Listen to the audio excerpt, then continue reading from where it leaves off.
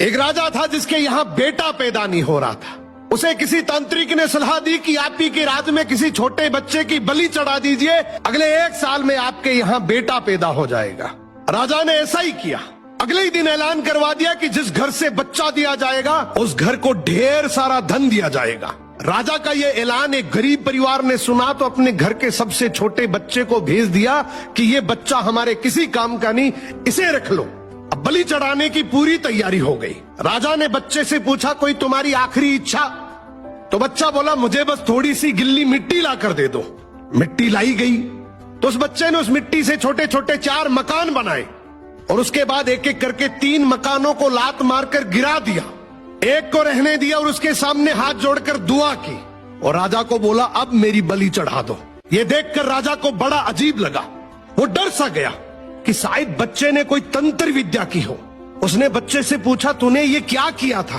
तो बच्चा बोला, पहला मकान गिराया जो मेरे माँ बाप का था, जिन्होंने सिर्फ पैसों के लिए मुझे बेच दिया।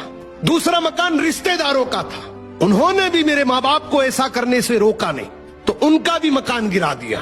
तीसरा राजा जी आपका तो काम है लोगों की रक्षा करना, लेकिन आप भी अपने लालच के लिए रक्षक से भक्षक बन गए। आपने तो अपने लालच के लिए मेरी जिंदगी खत्म करने की सोच ली, तो मैंने आपका भी महल गिरा दिया। और ये चौथा मेरे भगवान का घर है, उसके सामने मैंने हाथ जोड़कर कह दिया कि अब सब तू संभाल लेना। राजा ने बच्चे की बात सुनी तो आंखों में आंसू आ गए और गहराई से सोचा कि किसी हंसती खेलती जिंदगी को खत्म करके मुझे बेटा मिल भी गया तो मेरे किस काम का, क्योंकि मेरे राज में न्याय की भूल हो सकती है लेकिन उस ऊपर वाले की डायरी में गलती की कोई गुंजाइश नहीं है।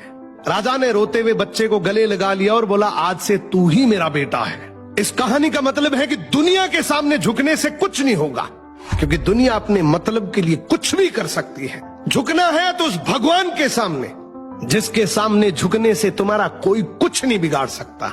समर्पण करना है तो उस परमपिता परमेश्वर को करो।